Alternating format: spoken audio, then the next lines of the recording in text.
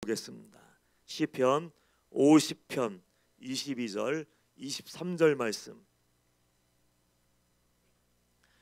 시편 50편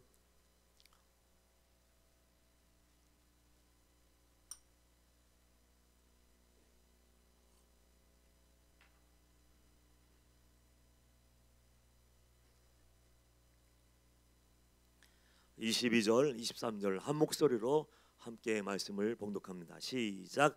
하나님을 잊어버린 너희여, 이제 이를 생각하라. 그렇지 아니하면 내가 너희를 찢으리니 건질 자 없으리라.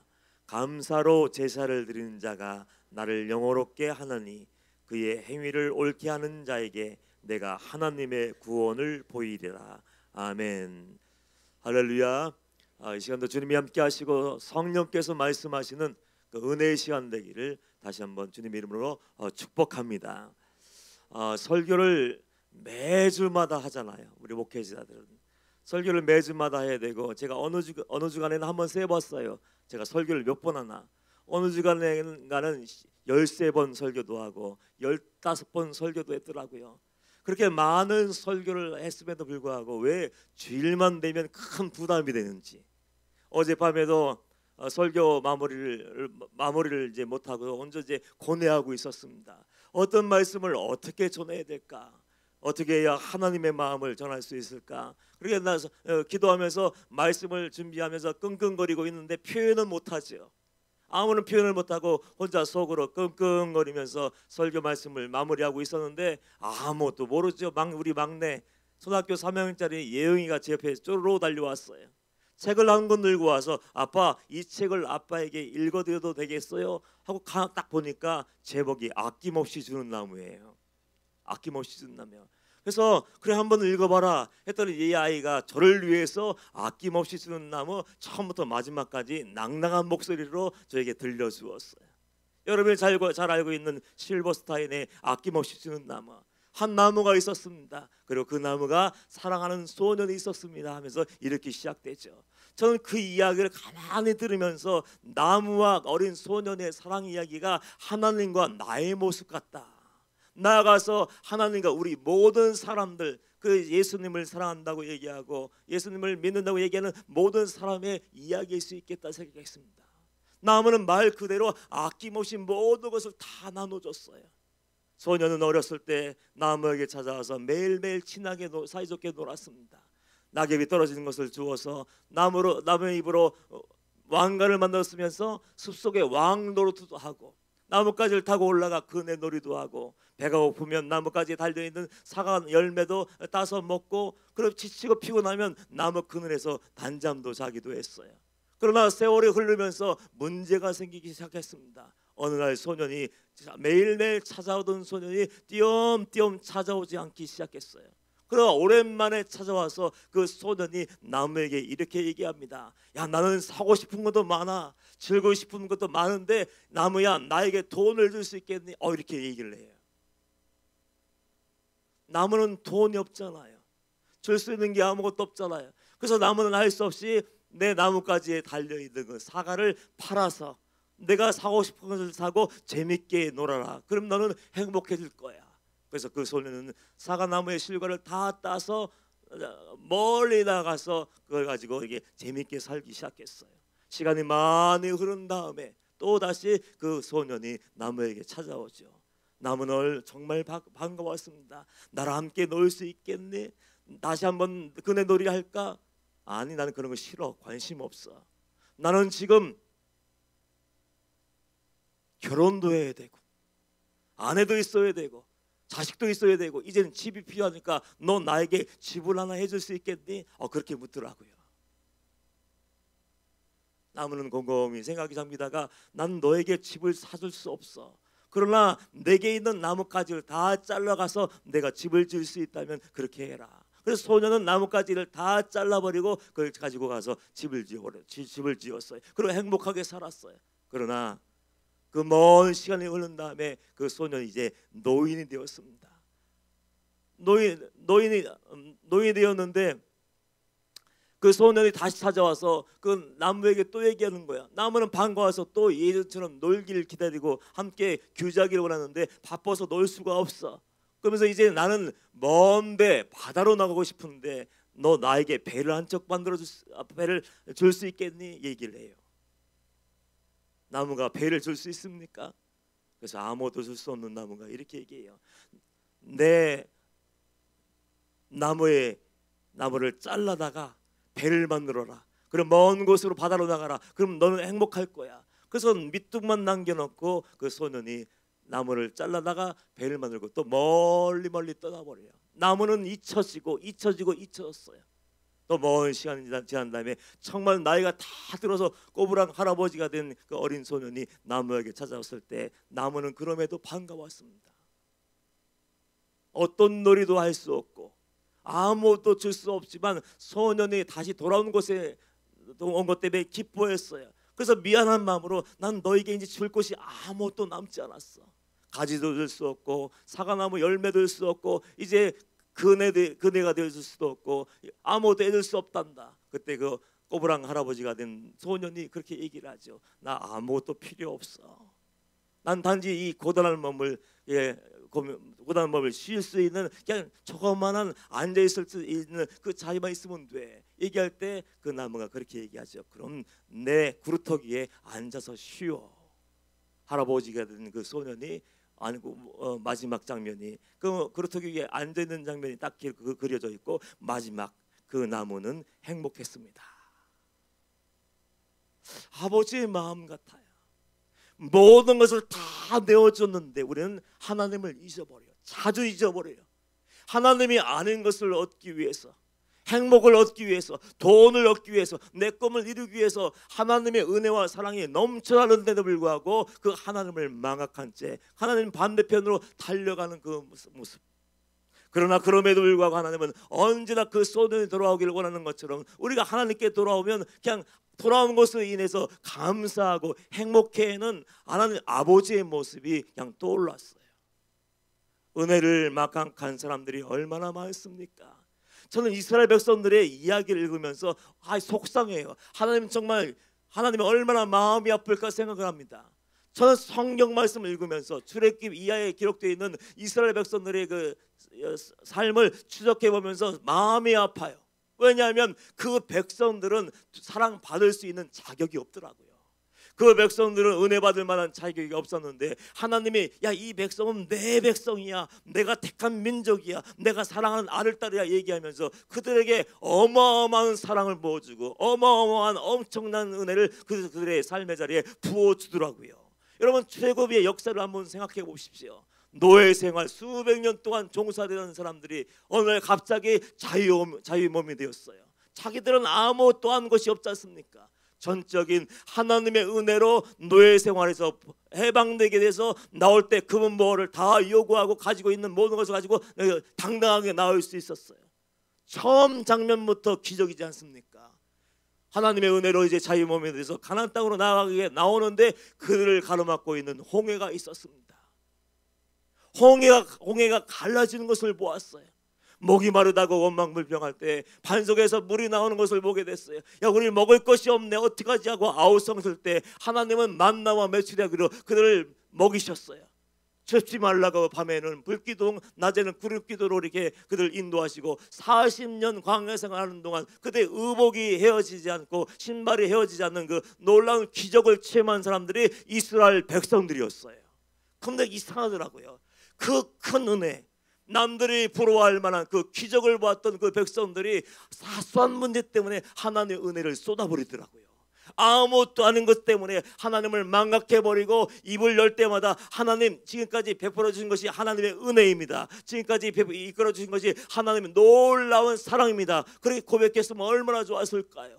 그런데 그 백성들은 조금만 노렸고 내가 손해를 보게 되고 내가 고통을 내 몸으로 피부로 경험하게 되면 입을 열 때마다 어떻게 했습니까? 하나님이 어디에 계십니까? 하나님이 우리를 어떻게 사랑하셨습니까? 원망 불평하더라고요. 그 결과를 여러분들은 잘 알고 있죠.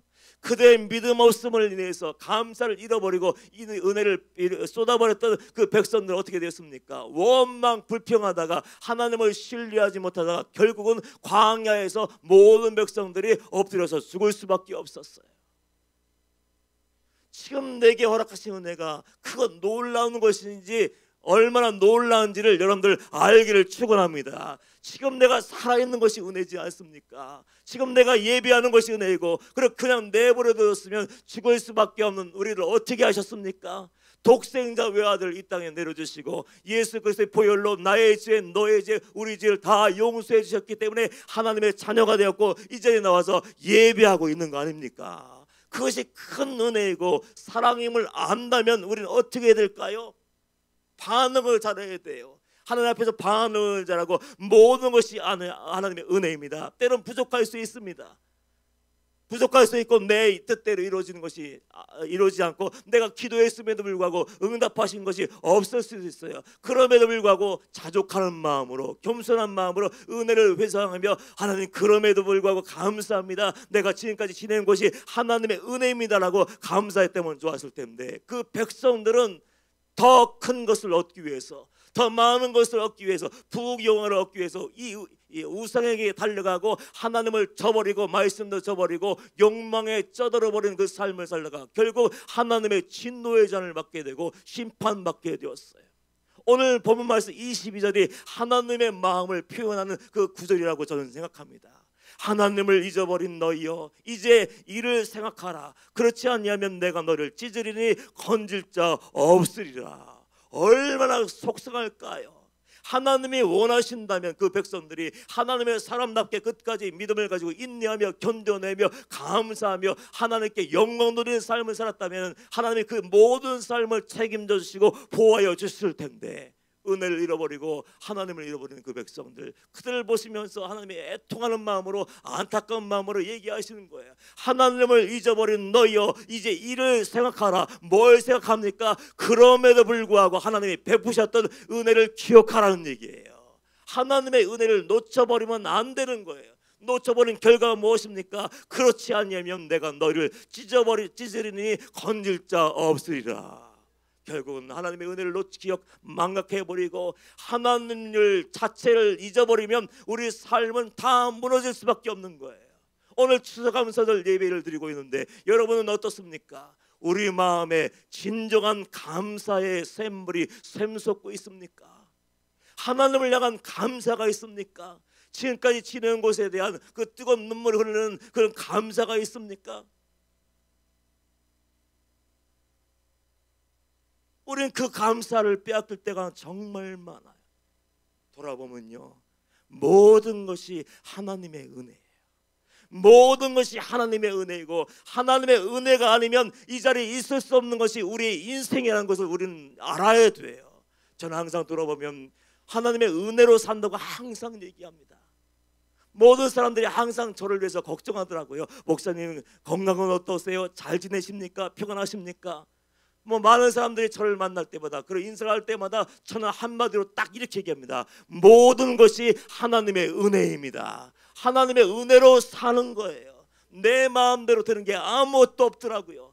건강도 물질도 자녀도 인생의 모든 삶도 목회도 내 마음대로 이루어지고 내가 계획한 대로 이루어지는 것은 아무것도 없었어요. 돌아보면 자신 있게 얘기할 수 있습니다. 내 발걸음마다 하나님이 함께 하셨어. 내 자국자국마다 삶의 자국자국마다 하나님의 은혜를 베풀어 주셨어. 하나님의 은혜 부어주시 않았다면 나는 이 자리에 설 수도 없는 자가 아닙니까? 몇 번이나 얘기했지만 그런 얘기를 하시는 분들 많아요. 목사님 더 이상 잘하려고 하지 마십시오. 목사님이 서 있는 것이 기적이고 하나님의 살아계심을 증거하는 거 아닙니까?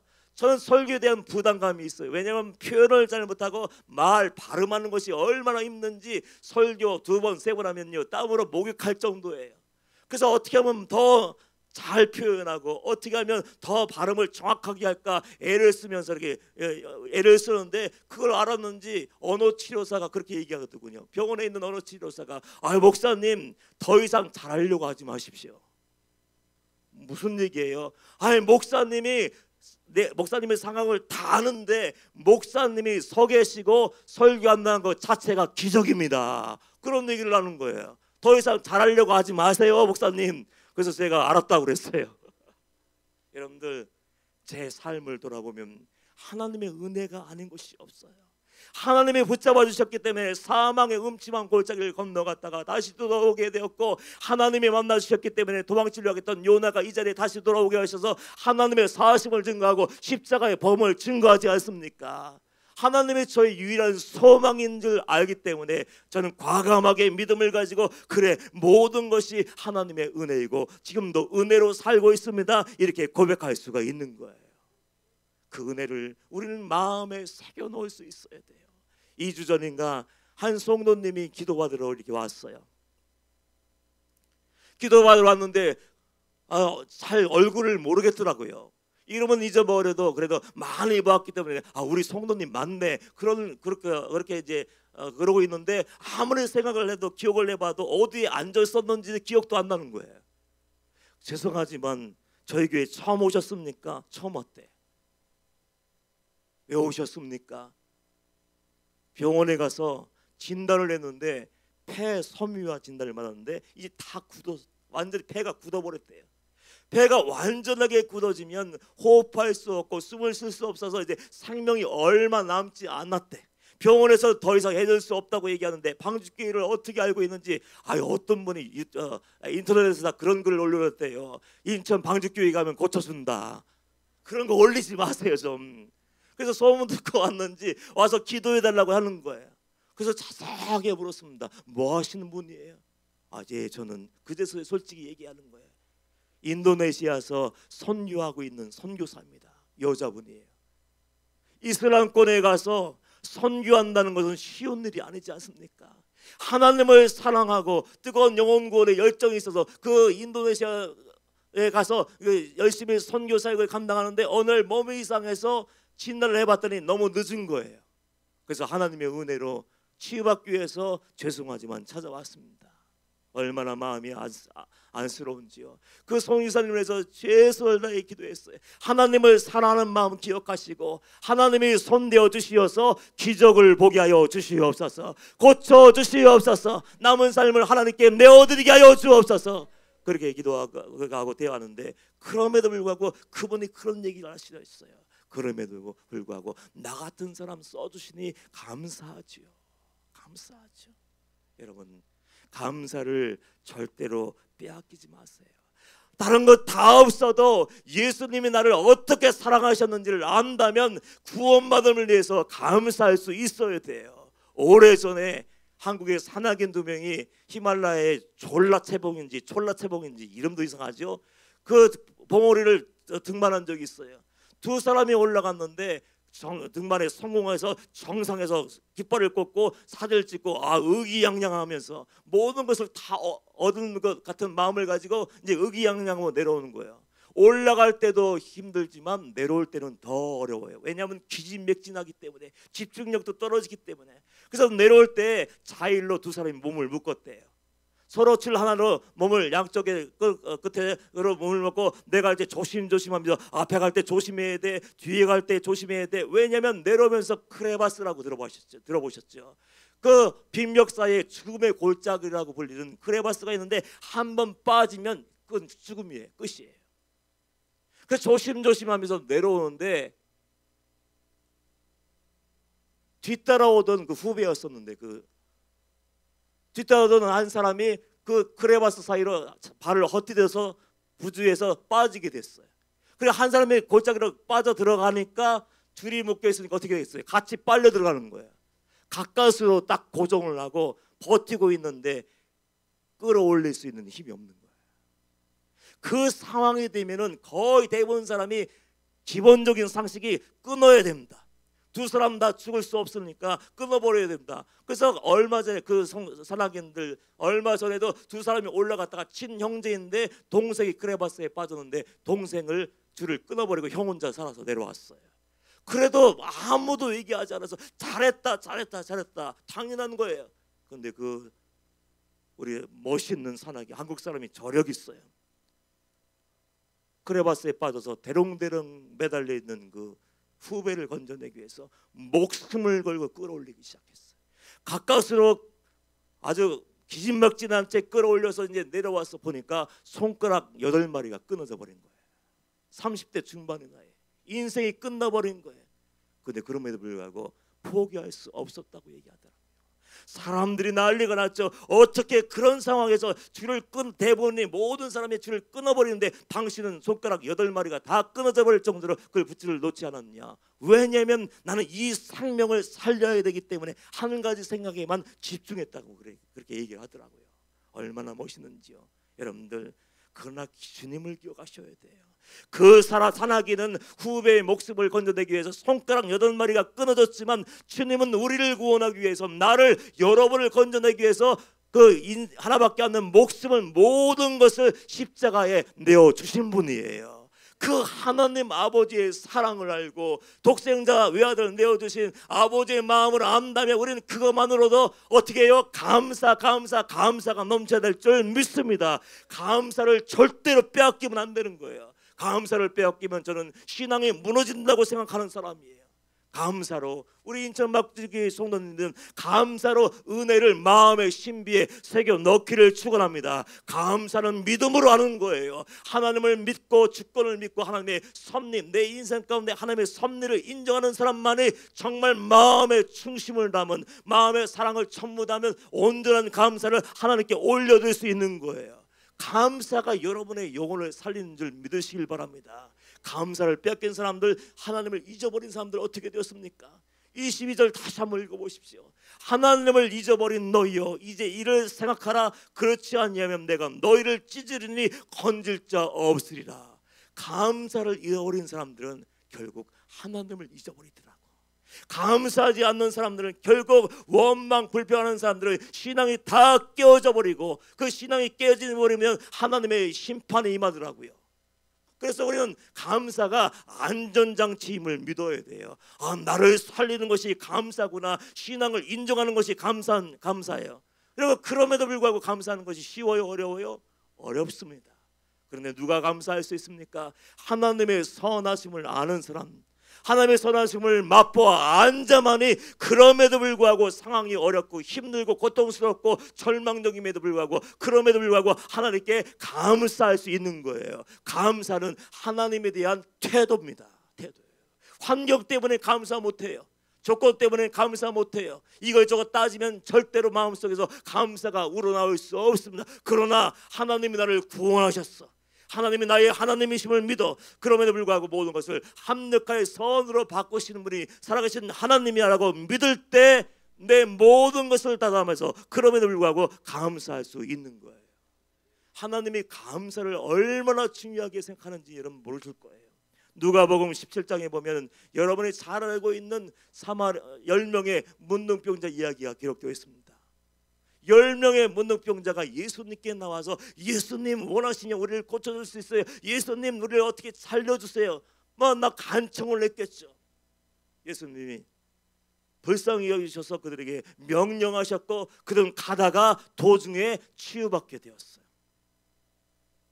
그걸로 끝났으면 좋을 텐데 성경은 이어서 뭐라고 얘기를 하더라고요. 10명이 치유받다. 와, 하나님 굉장하네. 이러면 끝나는 거 아닙니까? 그런데 누가복음 17장 17절 이하에 보면 예수님이 선한 마음을 표현을 하시더라고요. 누가복음 17장 17절 말씀 보면, 이하에 보면 예수께서 대답하여 이르시되 10사람이 다 깨끗함을 받지 아니하였느냐? 그 9은 어디 있느냐? 아니, 예수님 왼손이 한 것을 오른손이 모르게 하고 오른손이 한 것을 왼손이 모르라고 하셨는데 왜 치유하시고 왜 9명을 찾으세요? 찾으시더라고요. 9명은 어디 있느냐? 이 이방인 외에는 하나님께 영광 돌리러 돌아온 자가 없느냐 하고 탄식하시고 그에게 이르시되 일어나 가라, 내 믿음이 너를 구원하였느니라.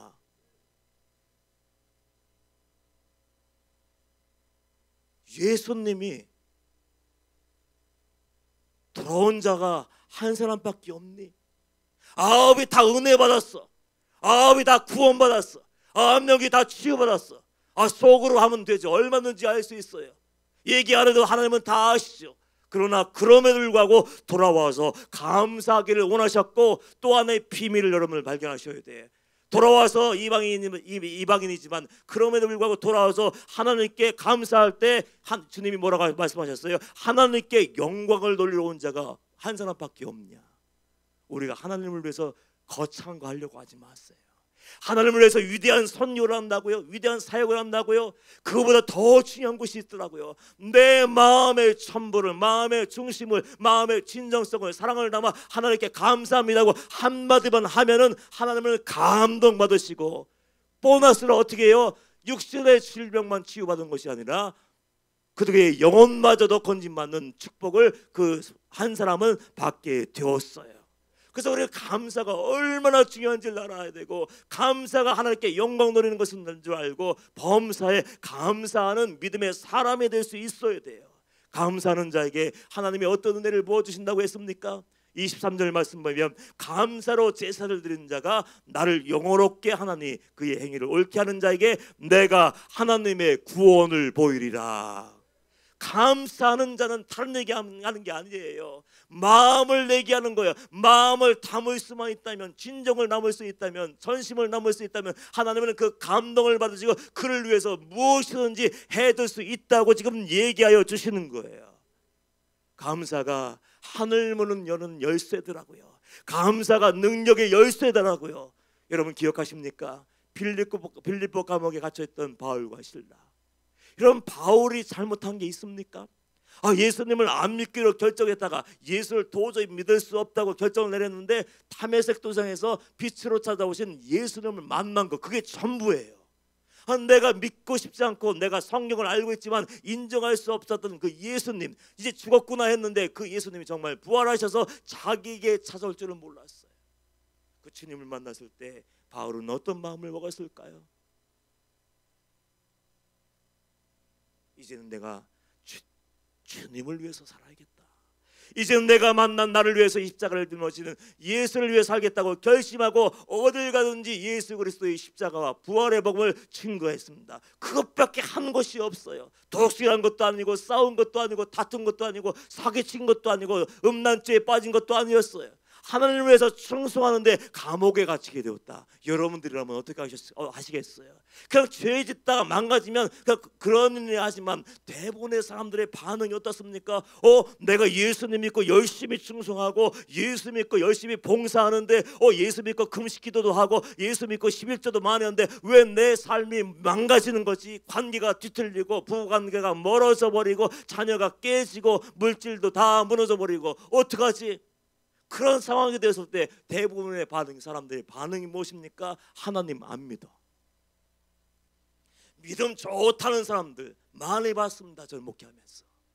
하나님을 위해서 생명을 내야 될 것 같은 사람들, 때로는 성령도 체험했던 사람들, 자기 피부로 조금만 어려운 일이 생기고 고통스러운 일이 생기면 오래 버티지를 못하더라고. 믿음 없는 사람들과 똑같이 행동하고 똑같이 말하고 믿음이 완전히 깨지는 사람들을 보았어요. 그런데 정말 하나님의 사람들은 대단해요. 하나님의 선하심을 맛보고 살아계심을, 기적을 체험한 사람들, 그 능력을 체험한 사람들은요 조금도 흔들리지 않더라고요. 바울과 실라가 그 감옥에서 매를 맞고 갇혀 있을 때 어떻게 했습니까? 원망한 흔적이 있습니까? 불평하고 있었습니까? 아니면 신세 한탄하면서 울면서 내 그럴 줄 알았어, 내가 예수 안 믿는다고 했는데 왜 예수 믿게 하고서 이렇게 하는 거야 하고 신세 타령했습니까? 그러지 않았어요. 뭐 했습니까? 그 감옥에서 절망적인 상황 속에서 뭐 했습니까? 그들은 감사하며 찬양하기 시작했어요.